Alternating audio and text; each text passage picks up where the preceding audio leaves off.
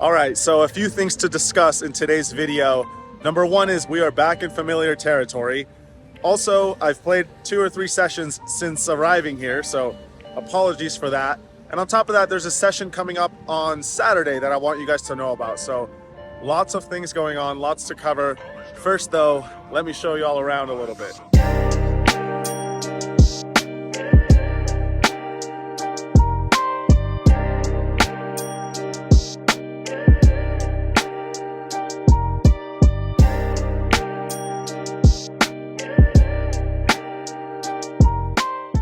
Right, so here we are back in Las Vegas, Nevada. Perhaps one of my favorite cities in the world. Actually, not perhaps, definitely is. Something about the energy here is awesome. I've never been here while it's like rainy and cold like this. I gotta say, it's a nice change of pace. Normally it's like 100 degrees out here in this desert. But anyway, like I said at the start of the video, I've already played 2 sessions here. And for some reason, you guys are just gonna have to forgive me, I didn't feel like vlogging. I didn't want to record and take notes and all that. I just wanted to play some cards and hang out. So that's what I did. But of course, there were a few notable hands. So let me go over those real quick before we jump into today's session. So in the first interesting hand, we are at the Wynn playing 2550. And this hand goes down where late position raises to, I think the straddle was on. So let's say he made it $300. I re-race with pocket 7s next to act to 1,000. Gets back to him and he makes it 3,000. I call in position, we're pretty deep. I think we're each playing like around $40,000 ish. So I call, we go heads up to a really nice flop of 10, 8, 7, 2 spades. He checks it over to me. I think that makes sense. This board is pretty good for me, not very good for him. So I've got 3 of the same card. I bet some amount, around a third the size of the pot. He calls, turn card brings 4 to a straight on the board. However, I think it's a little bit unlikely he's got one. Not impossible, but given the pre-flop action doesn't seem too likely. So when he checks again, I just continue betting, this time around 2/3 the size of the pot. But he makes the call again, so maybe a little bit dicey at this point. Sometimes I expect we'll be beat. Anyway, the river is a king, offsuit king, flush does not arrive. He checks it again and this guy seemed like he knew what he was doing. I decided to just play it safe and check it back. He ended up having Jack 10 of spades. So he flopped top pair and a flush draw, which of course does not end up improving, thank goodness. And yeah, that was a pretty big pot. Next one was I had pocket 6s on the button. Someone raised, I called, and then the straddle squeezed pretty big, I think around 1,500 bucks. Initial raiser folds, and I decide to gamble it up a little bit and call. Not my proudest moment, but here we go. In position to a very nice flop. Instantly get rewarded for my questionable pre-flop decisions. It comes king, king, 6. So we flop a full house. Fingers crossed that he's got a king. He decides to bet small, and I raise right away, as ridiculous as it seems. I feel like it's just not going to look like I really have that strong of a hand because most people would, you know, just call. So I try to do the opposite, make it look kind of weird. I think I made it 3,000 and he called. So off to a turn card, which was a jack. Not exactly a brick. I guess sometimes he could have pocket jacks or king jack, but for the most part, we should still be good. He checks and continuing with the theme of this ridiculous hand, I decide to check it back, try to make it look like I raised the flop with like pocket 10s or 9s for some protection. And, you know, I'm pot controlling the turn. So that's what I do, and we see a brick on the river, offsuit 4. He checks it a second time over to me.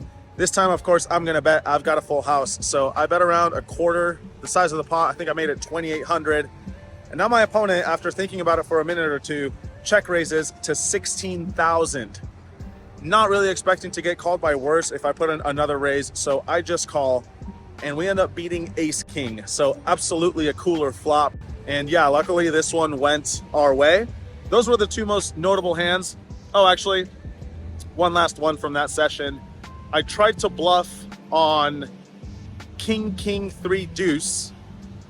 Here's the cards. In a re-raised pot, I had ace queen, and I got check raised all in after betting 4,000 on the turn. So yeah, I didn't call with ace queen, and that was kind of a lot of chips that were gone. But anyway, those were the 3 most important hands from that session. Luckily, it went well. I ended up winning $21,000 or $22,000 at the Wynn. not bad for the first night over. Then last night I played at Resorts World, which is right here where I'm staying, and I won like 3,000 bucks at a 10-20 game. Nothing notable happened aside from someone spilling tequila on me. Anyway, that's it. That's the extent of my my Vegas trip thus far, but there is still much left in it. So I'm gonna bring you guys along for the ride tonight. We're gonna go play probably over there again. That's the Encore / Wynn, you know, same thing. That's where I'm gonna go play. There's all sorts of stuff going on there, including cash games, tournaments, WPT, something or other. I don't really know, but there's a lot of games, so that's where I'm headed. Let's go play some cards.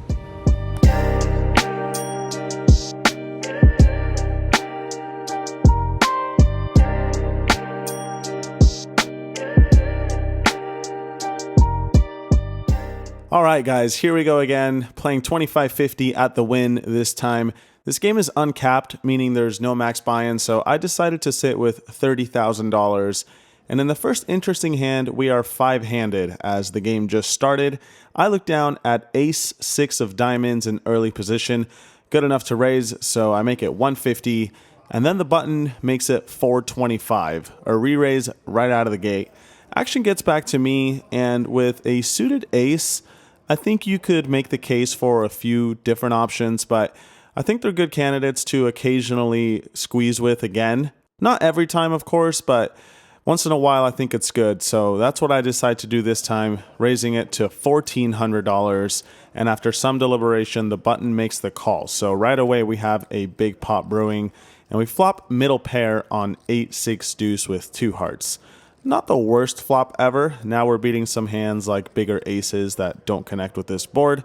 For that reason, I decided to bet small, just like if I had any sort of bluff or overpair. $1,100 into the middle, and my opponent calls. Turn card is really good. Ace of spades. So we make aces up, unexpectedly so. It's a little bit weird though. I'm not entirely sure if continuing to bet makes a lot of sense. It seems like there's more value in checking and potentially letting him value bet a single pair of aces, or perhaps start bluffing with any hands that floated on the flop. So I decide to check, but my opponent checks it back. When he does that, I feel like he's probably got some showdown value of sorts. So when the river comes the king of diamonds, essentially just a brick, I decide to go for some value. $3,300 into the middle, and after some thought, my opponent calls. Looks like a good sign to me, and sure enough, when I turn it over, we've got the winning hand. So a very nice start to this session, winning an over $11,000 pot. A short while later, the $100 straddle is on. Action folds to me, and I look down at ace-deuce offsuit in the small blind. Not the best cards ever, but considering that there's some dead money in the big blind and straddle behind me, I decide to raise it up. I make it 350, but they're having none of that, and they both call. So 3 ways to a flop, but we get lucky. Ace 9-7 rainbow, so we make pretty much the best hand we're ever going to get with a hand as bad as mine. I decide to continue betting $350. Big blind folds, but the straddler calls. So heads up going to a turn, which is the 5 of diamonds. Not really a good card for me. He's going to make a lot of straights, 2 pairs, etc. sort of hands, whereas I'm hardly ever going to improve on this one. So I decide to check, but he checks it back, luckily. I'm more than okay with that. River is not any good either. The 6 of hearts. Now any hand containing an 8 beats me, not to mention all the potential 2-pair combinations that are introduced on this particular river as well. So nothing to do but check. Fingers crossed that my opponent checks it back, and he does. Still not convinced that I have the best hand, but when I turn it over, he gives it the head shake, and we win this one as well. So far 2 for 2.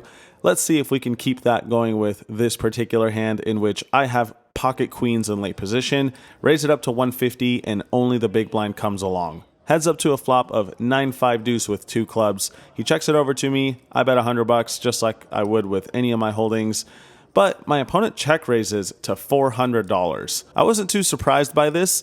Not really a board that I would expect the big blind to never check raise on.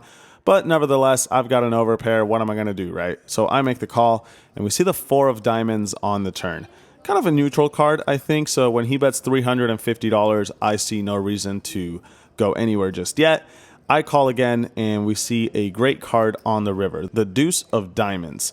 Now, if he has a hand like 5-4, for example, maybe the occasional 9-5 suited, we're beating all those hands, and it's also a bit less likely that he's got pocket twos, or, potential full houses, I guess.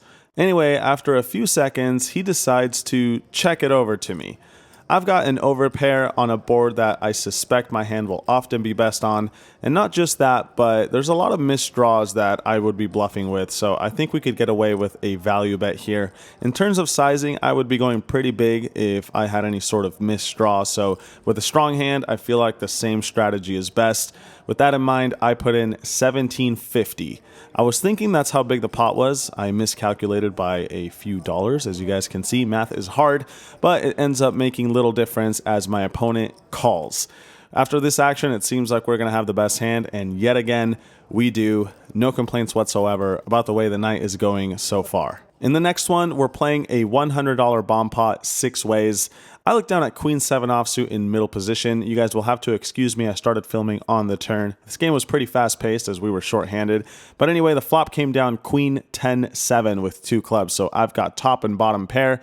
Action checks to me, I bet 100. Button and big blind make the call. Just the 3 of us go into a turn, which is the King of Spades. Big blind checks, and now it's on me. Think you could definitely make a case for betting, but a few potential straights come in, and it's also a good bluff card for the button, I think. So I check it over to him, and sure enough, he bets $650. Big blind folds. Of course, I do nothing of the sort. I call, and we see a great river card, the 7 of clubs. Now, if he was bluffing with a flush draw on the turn, he improves to a flush. Of course, I have a full house. Great situation, so I'm obviously hoping he's got something good. He could also value bet some hands like King Jack, for example, maybe a straight. So anyway, I check it over to him, and he does indeed bet $1,700. Hoping he's not bluffing, of course. I'm going to target those value hands he's got. He's got around $2,300 behind, maybe 24. Obviously nothing to do for me but go all in, so that's what I do. And we don't get a snap fold, which is always nice when you actually have it. And even better news is that eventually he calls. It's getting a little hard to believe how good this night is going. Seems like I'm running super hot and winning every pot. But considering that I've had plenty of sessions that are the opposite, I'll take it, no questions asked. All right, and that brings us to the most interesting hand of this vlog. Buckle up, this is a fun one. The straddle is on, and similar to that earlier hand, action gets all the way to me in the small blind. I've got 10-7 of clubs, not the best hand ever, but yet again, one that I'm willing to try to steal those blinds with. So I make it $350, but then the big blind directly on my left re-raises to $1150. Straddler gets out of the way, and now it's back on me. These sorts of cards, even though they're not very strong, I suspect will interact well with low boards, whereas my opponent really shouldn't since he's re-raising before the flop. So even though I'm out of position, I decide to gamble a bit and call, and thank goodness that I did, because we go to a flop of Jack 8-6 with 2 clubs. I've got a straight draw, a flush draw, a straight flush draw, a backdoor trips draw, all sorts of stuff going on. And on top of that, this is the kind of board where I'm generally just going to be stronger. So I think I should have let out here. I actually considered it in the moment, but decided just to check and see what he did. But he checks it back. Turn card is miraculous. The 9 of clubs. That gives me a straight flush. Not something you say every day or every week or every year. Really a very, very rare hand, as you guys know. But I'm trying not to think about that. Instead, I'm considering how this is usually a card where I would want to lead, whether I had good hands or not. All sorts of bluffs I would be developing on this sort of turn card. So I bet $21.50, hoping my opponent checked back something good on the flop. And it seems perhaps he did because he makes the call. Very good news, of course. River is not great, though. It's the 7 of hearts. Of course, that changes nothing about my hand, but now any 10 makes a straight, so I suspect it'll be hard to get value if he has, like, ace-jack or some sort of overpair. However, I'm going to try. Pot's $6,700. I wouldn't have a ton of bluffs, so I don't think going huge makes much sense. Instead, I bet right around half pot, $3,600, and he does not snap fold. Always nice when you have a straight flush, of course. Now it's just time to wait and see. Call. Straight flush. I can't beat that. That is Right, so very good news. Not only do we make an amazing hand, but we managed to get tons of action. Pot's almost $14,000, and it turns out that river card that I thought was so bad was actually great, as my opponent shows the 10 of spades for a rivered straight. Maybe he had a hand like Jack 10 suited or pocket 10s, I guess, but super awesome to get this hand captured on the vlog. Like I said, it's very rare to make a hand like this, and even more so to get any action. Usually, people just fold when you have these kind of hands. This is one I'm going to remember for a while. Hopefully you guys enjoyed it as well. Anyhow, the show goes on. In this next one, the straddle is on. Action folds all the way to me in the big blind, and I limp in with Jack 3 suited. In this sort of situation, I'd probably be limping from the middle blind with all my hands, both good, bad, and everything in between. Straddle disagrees though. Instead, he makes it $300. I call, even though I think limp re-raising is probably better with a small suited Jack. Not really strong enough to call out of position, but either way, flop comes down Queen 7-3 with 1 spade. So we've got bottom pair and a backdoor flush draw. Nothing else aside from that. I check it over to him. He bets $300, and I decide to check raise. I'd want to be check raising hands like pocket 7s, maybe ace queen, pocket 3s, etc.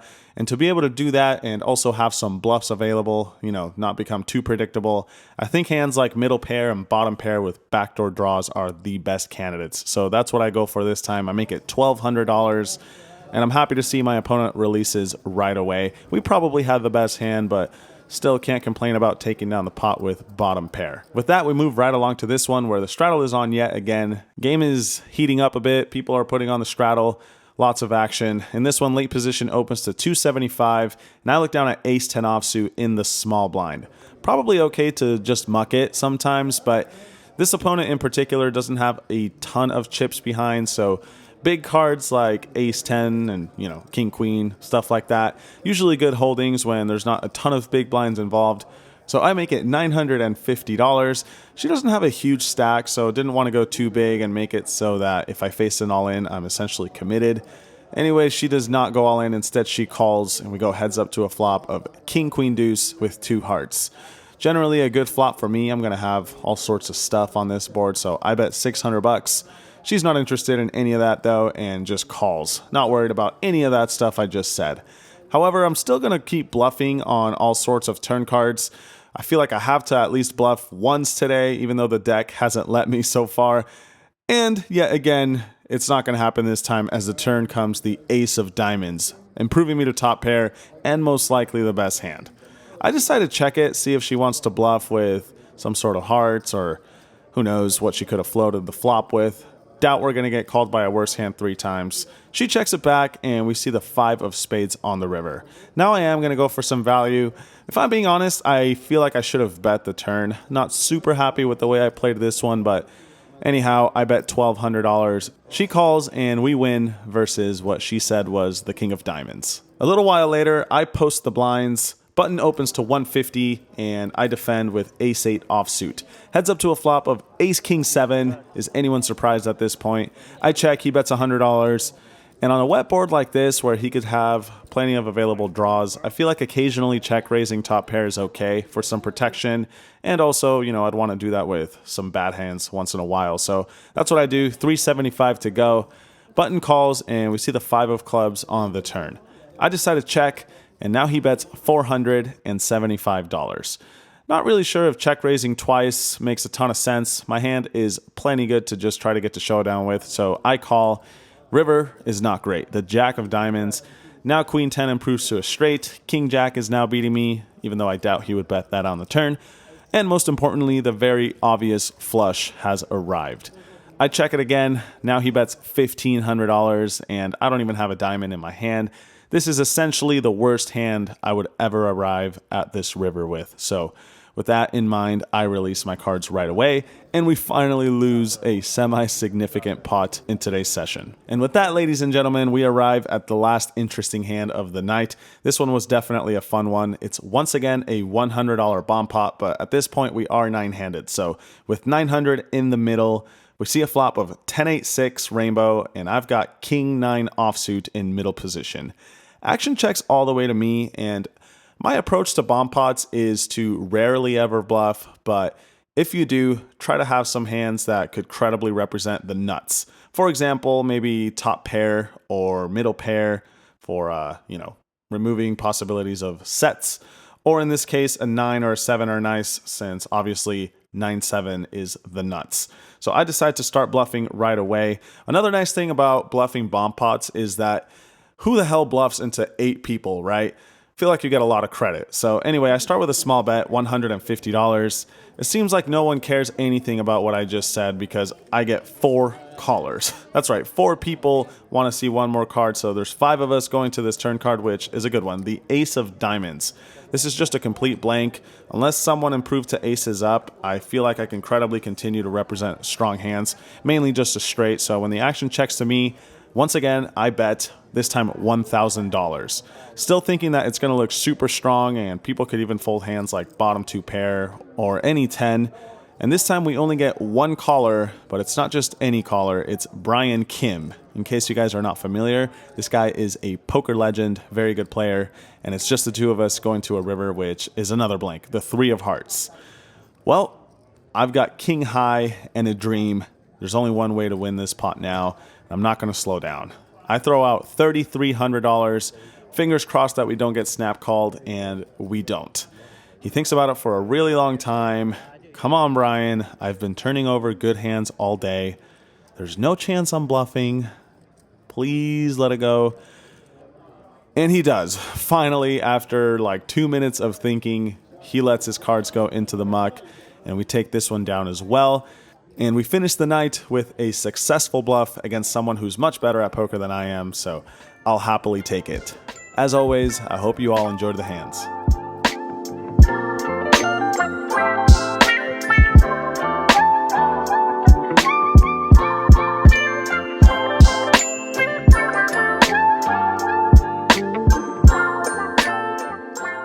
So, as you guys know, sometimes in poker, you have those days where everything seems to go right. Every bluff gets a fold, every value bet gets called, no difficult spots, coolering people, all of it. And that's what happened to me today. As a result, I only played 3 hours and won $25,000-ish. Quite a significant amount for that type of game, and especially so in Las Vegas, where games are generally harder than probably anywhere else in the United States. Needless to say, I'm more than happy with that result. And with that, we bring the grand total of this Vegas trip to over $50,000 in the black. A very successful trip so far. Anyway, before I let you guys go, I mentioned at the start of the video that there was a session coming up I want you to know about. And this is it. On Saturday, December 17th, probably around 5 p.m., I'm going to play 5-10-20 at Morongo. Not really sure when I'm going to be back out after that. Might be the last time I ever play there. So if you guys are interested in joining, feel free to come that day and exchange some chips with your boy. If not, there's always next time, I guess. Or maybe not. At least not at Morongo. But anyway, that's it for today, guys. As always, thank you so much for watching. Thanks for the support. And until next time, good luck at the tables. Stay tuned for end of the year poker results coming up in the next few videos. I think I'm going to do one of those because people are always asking. Anyway, get out of here. See you guys next time.